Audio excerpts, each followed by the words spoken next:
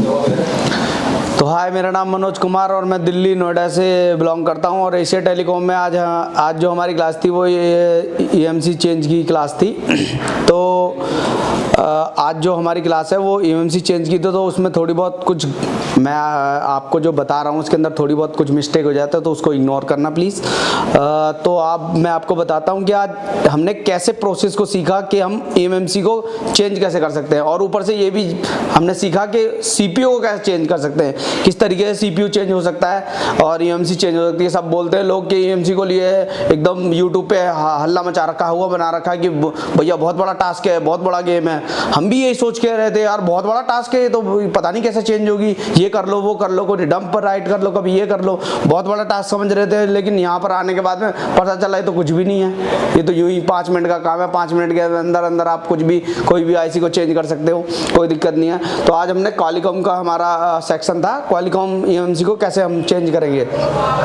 तो क्या होता है कि सबसे पहले हमें एक IC चाहिए होती है जो कंफर्टेबल IC होती है कि वो उस CPU में एडजस्ट हो सकती है या नहीं हो सकती, और उसकी हमें RPM भी क्लीन चाहिए। अब RPM का बहुत ज़्यादा हल्ला मचता है कि यार ये RPM क्या है, ये RPM का है, ये RPM क्या होती है। तो RPM मैं आपको बताना चाहता हूँ, एक हार्डवेयर ID ऐसी होती है जो कि CPU और EMC के बीच की एक हार्डवेयर ID होती है।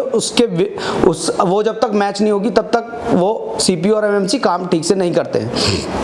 तो ये प्रोसेस रहता है। तो हमें एक कंफर्टेबल IC चाहिए, कंफर्टेबल IC चाहिए उसको चेंज करने के लिए। तो हमें एक कंफर्टेबल IC जो होती है वो ज़्यादातर सैमसंग की होती हैं। तो मैं आपको बता देता हूँ कि ये सैमसंग की IC होती है। तो आप एक सैमसंग की IC कोई भी कंफर्टेबल ले लेना और उसको पहले UEFI के अंदर टेस्टिंग करनी है कि वो उसकी हेल्थ ठीक है कि नहीं है, नन टेस्टिंग में पास हो रही है कि नहीं हो रही है। पता चल रहा है उसकी हेल्थ गड़बड़ है और हमने कोई भी ले ली तो वो नहीं होगी। पहले उसकी हेल्थ वगैरह सब कुछ ओके टेस्टिंग कर लेनी है। फिर उसके बाद में हमें क्या करना है, उसको फॉर्मेट कर देना है। IC को फॉर्मेट कर देंगे, फिर उसके बाद में दोबारा टेस्टिंग करेंगे। उसकी टेस्टिंग करने के बाद में एक फाइल हमें उसके अंदर राइट करनी पड़ती है, उसको बोलते हैं EST और CSD फाइल बोलते हैं उसको। तो उसको हम UEFI के अंदर एक ऑप्शन होता है, तो उस ऑप्शन को अगर आपको जानना है तो आपको इससे टेलीकॉम आना पड़ेगा कि वो कैसे राइट होती है। अब क्या है कि बहुत से लोग बोलेंगे क्वालिकॉम के अंदर डंप की बहुत जरूरत पड़ती है, डंप को एकदम पहाड़ बना रखा है कि डंप की, बिना डंप के बाबा तो कुछ होगा नहीं, बिना डंप के तो कुछ आए नहीं, मतलब EMC चेंज ही नहीं हो पाएगी। हम तो यहाँ बिना डंप के चेंज करके बैठे हुए हैं, कोई डंप पंप हमें कुछ नहीं चाहिए, हमें नहीं चाहिए कुछ भी, डंप पंप हो चाहे ना हो उससे हमें कोई मतलब नहीं है, बिना डंप के चेंज कर देंगे हम। तो उसको हम ESD CSD राइट देंगे, एक बूट सीक्वेंस होती है वो, उसको राइट करने के बाद में हम अपनी IC को बोर्ड के अंदर फिक्स कर देंगे। उससे क्या होगा, हमारा जो फ़ोन होगा वो ऑटो पोर्ट ले लेगा। ऑटो पोर्ट लेने के बाद में उसके अंदर हम ENG फाइल राइट करेंगे। ENG फाइल जब हम राइट करेंगे तो ENG किस लिए करते हैं वो भी मैं आपको थोड़ा सा बता देता हूँ कि ENG क्यों फाइल राइट की जाती है।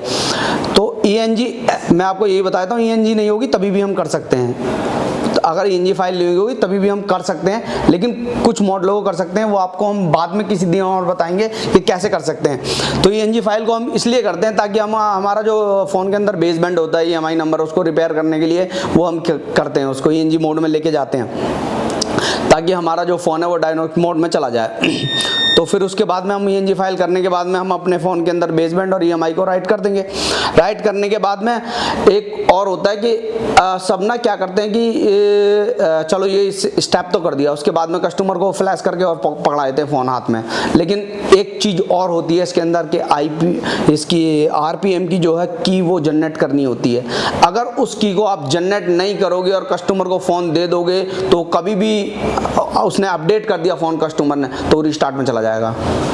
अब रीस्टार्ट में चला जाएगा कस्टमर, फिर वापस आएगा, फिर आपको डबल मेहनत करनी पड़ेगी और कस्टमर भी बोलेगा। तो इससे बढ़िया उसको RPM को की जनरेट करना है। अब वो की जनरेट तो हर कोई कर नहीं पाएगा, उसके लिए आपको एशिया टेलीकॉम ज्वाइन करना पड़ेगा। एशिया टेलीकॉम आओगे तो ये घंटों का काम मिनटों में हो जाएगा, घंटों का काम जो है मिनटों में हो जाएगा।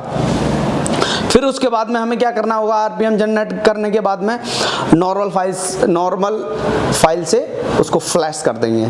फ्लैश करने के बाद में अब क्या होता है कि किसी में आरपीएम जनरेट नहीं हो पाता, किसी में आरपीएम जनरेट नहीं हो पाता, लेकिन उसके लिए तो आपको इस टेलीकॉम आना ही पड़ेगा। वो मैं आपको इस वीडियो पे नहीं बताऊंगा कि वो कैसे होगा, उसको नहीं बता सकता मैं आपको वीडियो में, तो उसके लिए आना ही पड़ेगा। अब हमने कुछ इसमें नोट्स भी बना रखे हैं। अब क्या होता है, किसी ने कुछ नोट लिखे, नहीं लिखे, भूल गए, या कभी कभार ऐसा हो जाता है कि हम नहीं लिख पाते हैं, या कभी कभार ऐसा होता है हम जल्दी में ऐसा लिख देते हैं कि हम उसे पढ़ नहीं पाते, तो उसको छोड़ो, नोट वोट को फेंको, कोई प्रॉब्लम नहीं है। हमारे पास यहाँ के वीडियो हैं, सारी रिकॉर्डिंग, हमारी क्लास जो है उसकी सारी रिकॉर्डिंग हमारे पास अवेलेबल है। अगर हम कुछ भूल भी गए, पहली बात तो भूलने का कोई काम ही नहीं बनता कि हम उसको भूल जाएंगे, भूल तो हम सकते ही नहीं।